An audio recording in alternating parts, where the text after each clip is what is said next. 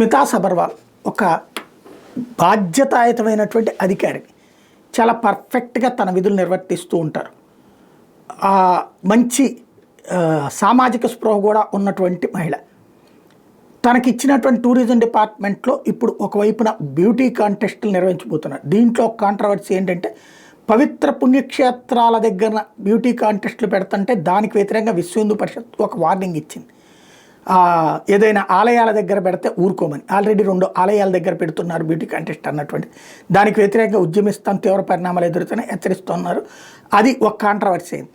రెండో పక్కన ఆమెకి నోటీసులు ఇచ్చేందుకు జయశంకర్ యూనివర్సిటీ సిద్ధమైందట. వర్సిటీ నుంచి వాహన అద్దెకు 61 లక్షల నిధులు తీసుకోవడం మీద ఆడిట్ టీం అభ్యంతరం వ్యక్తం చేసిందట.